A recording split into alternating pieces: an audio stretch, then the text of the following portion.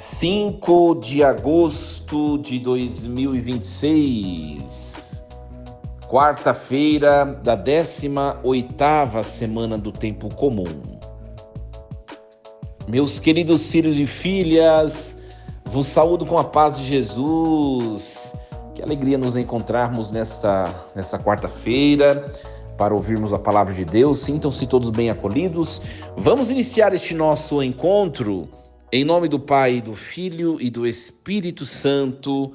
Amém.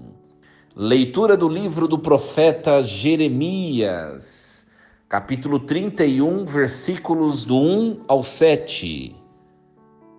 Naquele tempo, diz o Senhor: serei Deus para todas as tribos de Israel, e elas serão meu povo. Isto diz o Senhor: encontrou perdão no deserto o povo que escapara à espada. Israel encaminha-se para o seu descanso. O Senhor apareceu-me de longe. Amei-te com amor eterno e te atraí com a misericórdia. De novo te edificarei, serás reedificada, ó jovem nação de Israel. De novo teus tambores ornarão as praças, e sairás entre grupos de dançantes. Hás de plantar vinhas nos montes de Samaria. Os cultivadores hão de plantar e também colher. Virá o dia em que gritarão os guardas no monte Efraim: levantai-vos, vamos a Sião, vamos ao Senhor nosso Deus. Isto diz o Senhor: exultai de alegria por Jacó, aclamai a primeira das nações, tocai, cantai e dizei: salva, Senhor, teu povo, o resto de Israel. Palavra do Senhor. Graças a Deus. Muito bem, meus queridos, nós estamos acompanhando há vários dias a profecia de Jeremias, uma profecia muito bonita, e nós estamos na transição do século VII para o século VIII, do século VII para o século VI, lembrando que antes de Cristo os séculos vão diminuindo, às vezes a gente até se confunde, né? E o contexto político-religioso era um contexto de bastante tensão, porque o povo foi infiel a Deus, o povo de Israel, o Reino do Sul, o povo de Judá, e aconteceu o pior, que foi a invasão babilônica. Tá? E Jeremias ele profetiza antes, e depois, quando acontece a primeira invasão,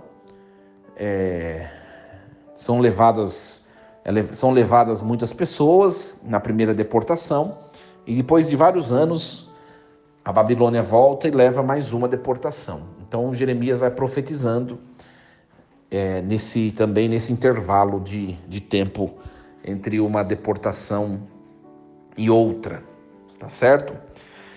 E Jeremias ele viveu tudo isso, né? Ele viveu tudo isso. Uma grande tensão entre a realidade do seu próprio povo e o chamado e a voz de Deus que denunciava, que se contrapunha às atitudes desse povo. Os capítulos 30 e 31, eles constituem o chamado Livro da Consolação. O Livro da Consolação é um conjunto de poemas, esses dois capítulos, dirigidos sobretudo ao reino do norte, que é o reino de Israel, o reino de Efraim, né? Ou Israel ou Efraim, já expliquei várias vezes, né? Não sei se vocês ainda têm dúvidas sobre isso. Então esses poemas, eles se dirigem ao reino do norte, eles que haviam perdido tudo desde o ano 722, porque a Assíria invadiu o reino do norte, destruiu tudo, e nós acompanhamos já aqui no nosso programa várias vezes esses textos, né? E Mas há ali a promessa que abraça todas as tribos, né? A reunião do povo que se dispersou. Lembrando que nós tivemos o primeiro rei, que foi Saul, depois Davi, depois Salomão. E depois de Salomão, as 12 tribos, que eram um reino unificado, uma única monarquia, eles se dividiram em reino do norte e reino do sul. Mas a divisão, a cisão não é vontade de Deus, né? Por isso que aqui a profecia de como que um chamado, um convite à unidade, né? E a perícope de hoje, essa perícope que é o capítulo 31, versículos do 1 ao 7, ela abre o capítulo 31 com oráculos de salvação. O cenário aqui, gente, é o deserto do exílio. Então, o povo foi atingido pela espada, foi deportado, a primeira deportação, foi humilhado, e é exatamente nesse cenário de desolação que Deus pronuncia uma das palavras mais ternas de todo o livro: amei-te com amor eterno. E as imagens se sucedem, né? O deserto que se torna um lugar de graça, o amor esponsal, a reconstrução da cidade, os tambores e as danças nas praças, as vinhas plantadas em Samaria, né? Os guardas anunciando a subida a Sião, o canto de alegria pelo povo salvo. Então, muitas imagens. É uma das passagens mais líricas, né, e esperançosas do Antigo Testamento. É um anúncio de que o amor de Deus ele é mais forte do que a ruína. Uma palavra de esperança, né, gente? Muito bem. Então vamos começar aqui. Então nós ouvimos o capítulo 31 de Jeremias, o versículo de 1 ao 7. Vamos pegar os dois primeiros versículos aqui. O versículo primeiro, ele retoma a fórmula da aliança, né? Eu serei o vosso Deus e vós serei meu povo. É a fórmula da aliança, da antiga aliança. Igual está no Levítico, no capítulo 26, versículo 12. Mas é uma fórmula mais ampliada, né? Todas, aqui está escrito todas as tribos de Israel. Serei o vosso Deus e todas as tribos serão meu povo. Então a promessa, ela supera a divisão histórica que eu acabei de falar entre norte e sul. Deus quer reunir o que a história separou. É uma palavra de restauração, sim, de unidade. Por isso que o versículo 2 ele vai desenhar um novo êxodo. O povo que escapou da espada, né, que são os sobreviventes da guerra e do exílio, né? Esse povo encontrou perdão no deserto. Então, na tradição bíblica, gente, o deserto é um lugar de prova, mas também é o lugar do primeiro amor, né? Onde Deus fala ao coração humano. Então, agora o deserto do exílio se transforma em lugar de graça. Em lugar de graça. E Israel caminha para o seu descanso. Gente, Deus ele não desiste de nenhum de nós. Isso é muito bonito. Mesmo quando a história parece condenada, né? Olha só, né? Escapar à espada, essa expressão, né? Mesmo assim, o Senhor prepara um encontro de perdão. Então não existe situação tão destruída que Deus não possa transformar. O deserto, para nós, colocando na nossa vida hoje, o deserto significa as nossas crises, o luto, os nossos fracassos, a aridez espiritual, né? A nossa falta de fé, né? As dificuldades diversas da vida. Tudo isso configura deserto. E isso não é o fim do caminho. Pode ser um lugar onde Deus nos concede a graça de recomeçar. O povo encontrou perdão no deserto, não fora dele. Claro que para o texto do Antigo Testamento aqui, o deserto é o exílio, né? Onde o povo foi levado. Mas o povo parece que teve de ir lá para encontrar perdão, para fazer um recomeço. Não é? Então, que nós aprendamos a confiar que Deus conduz a nossa história a um destino de paz. Nós corremos tanto, gente, corremos tanto na vida, né? Tantos são os desafios da nossa vida pessoal, familiar, profissional. Eu não sei o que você está vivendo, né? Só que às vezes nós esquecemos que a meta da vida cristã é descansar no Senhor, tudo o resto vai passar. Nós já tomamos consciência de que tudo vai passar, todos os nossos problemas, todas as nossas mazelas, as dificuldades da vida, tudo vai passar. E será que vale a pena perder a paz por alguma coisa, se tudo vai passar? Depois nós entramos no versículo 3, né? O Senhor apareceu-me de longe, amei-te com amor eterno e te atraí com a misericórdia. Aqui é o coração da perícope, gente. É o coração. O Senhor me apareceu de longe. Deus vê o povo exilado à distância. E Deus se adianta. O amor de Deus, ele é preventivo, ele vem primeiro. Amei-te com amor eterno, diz o Senhor. Não é um amor que começou com a fidelidade do povo. É um amor sem começo e sem fim. Isso significa a palavra eterno, sem começo e sem fim. Um amor que sobrevive à infidelidade, porque não tem fim. Olha que lindo isso, te atrair com a misericórdia. É maravilhoso. A misericórdia é o hesed, né? Tem traduções que colocam, em vez de misericórdia, coloca amor, né? Te atrair com o amor, ou com o amor fiel, ou com a aliança, enfim. Tem muitas traduções possíveis aqui, né? Mas Deus, ele não conquista pela força, gente. Mas ele atrai pelo amor. Como um pai que conduz o filho com laços de ternura. É bonito. O amor de Deus não depende dos nossos méritos. Antes de qualquer conquista nossa, Deus já nos amou. Quando nós nos sentimos indignos ou fracassados, essa é a verdade que nos sustenta, gente. Amei-te com amor eterno. Deus, ele atrai pela misericórdia, pelo amor, não pelo medo.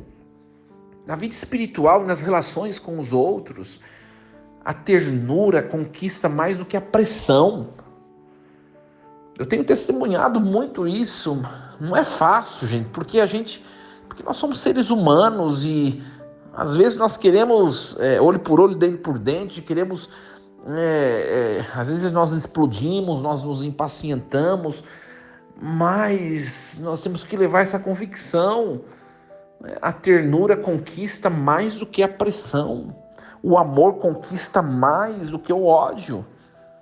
A serenidade conquista mais do que a agressão, do que a explosão, do que a impaciência. Nós somos convidados a atrair, nunca a dispersar ou a esmagar.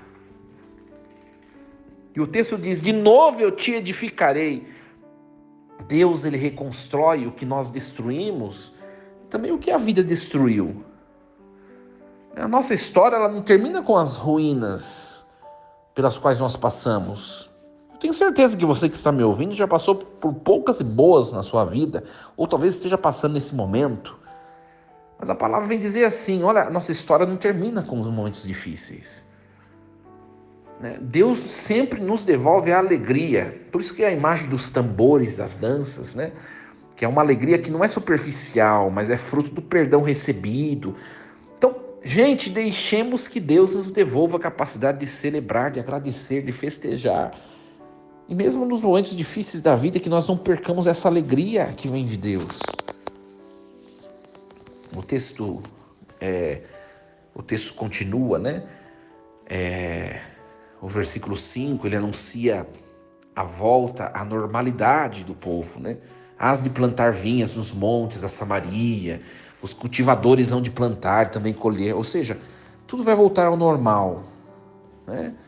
A terra perdida vai ser recuperada. Então, a maldição da aliança dizia, plantarás uma vinha, mas não a comerás, né? E a bênção prometida é exatamente o contrário aqui. semear e desfrutar do fruto. Isso é sinal de uma paz estável, né, que permite investir no futuro. Uma vinha leva anos para produzir, não é? Mas o fruto virá, né? Então, plantar e colher é um gesto de esperança. Semear hoje aquilo que só será colhido amanhã. Gente, na família, no trabalho, na vida espiritual, na igreja, na comunidade, em qualquer lugar, há sementes que nós plantamos sem ver o fruto. A esperança cristã ela é paciente. Confia que Deus ele faz frutificar o que foi semeado com amor. O problema nosso, sabe qual é, gente? Nós plantamos algo e queremos colher já o fruto crescido, bom, pronto, perfeito. Mas precisa de um tempo, não é? Precisa de um tempo, né? Então, é muito bonita a palavra, né? Depois aqui no versículo 6, o versículo 6 lembra que a meta de tudo é Deus, né? Vamos a Sião, vamos ao Senhor nosso Deus. O convite é ir a Deus. Então, a vida cristã é uma caminhada para Deus. Não podemos perder a direção, não é? É um texto bastante longo, né? Assim, com assuntos um pouquinho diferentes. Por isso que às vezes pode devagar, mas se a gente prestar atenção em cada um desses versículos, são cheios de riquezas, né? São cheios de riquezas. Gente, a salvação de Deus, ela não pode ser guardada em silêncio. Por isso que o texto vai dizer assim, ó: isso diz o Senhor, exulte de alegria por Jacó, aclamai a primeira das nações, tocai e cantai, dizei, salva Senhor, salva o teu povo, o resto de Israel. Então, transborda num canto de louvor, de gratidão. Se Deus nos amou e nos salvou, a moral da história é essa, né? Se Deus nos amou e nos salvou, né, nós devemos dar uma resposta de alegria. Salva, Senhor, teu povo. Quando nós celebramos a Eucaristia, a igreja proclama em toda a Eucaristia, hosana nas alturas, que é o grito do profeta que continua vivo dos nossos cultos, nas nossas celebrações, é a nossa oração diária, ou seja, reconhecer que a salvação vem do Senhor, pedir que Ele salve o seu povo hoje, o seu povo que é o resto de Israel. Deus sempre preserva um resto fiel, né? Num mundo que muitas vezes se afasta de Deus, nós somos convidados a fazer parte desse resto de Israel, não é? Por isso precisamos perseverar na fidelidade, mesmo em minoria, né? Perseverar na fidelidade, certos de que Deus ele não abandona aquilo que é seu. Então é um texto muito bonito, gente. Levemos alguns pontos para nossa reflexão nesse dia. Primeira coisa, o amor de Deus ele é eterno e gratuito. Deus não cobra nada, gente. Depois, o deserto não é o fim. Eu não sei se você está vivendo um deserto na sua vida. Fica firme, porque vai passar. O deserto não é o fim. Depois, Deus reconstrói as ruínas. Se na sua vida tem muitas ruínas, Deus vai reconstruir. Não é? Depois, é preciso esperar com paciência, semear com paciência, plantar e colher, confiar no Senhor. Quem planta, colhe, mas no tempo de Deus, esperar. Depois, ser sentinela e peregrino. A vida é uma caminhada para Deus. Nós não podemos ficar estáticos, parados, de maneira alguma. E por último, responder com alegria e súplica, né? Com cantos de alegria, com hosanas. Não é? Salva, Senhor, o teu povo. Que a alegria nunca deixe de habitar no nosso coração, independentemente do que passamos, do que nós passemos. Muito bem, minha gente, força e coragem. Em nome do Pai, do Filho e do Espírito Santo. Amém. Muito bem, eu desejo a vocês uma excelente quarta-feira com muita paz, saúde, muita alegria, de que fala o texto de hoje. Lembremos-nos sempre, Deus está no comando de tudo. E amanhã nos encontraremos para mais uma reflexão da palavra do Senhor, nosso Deus. Até lá, minha gente!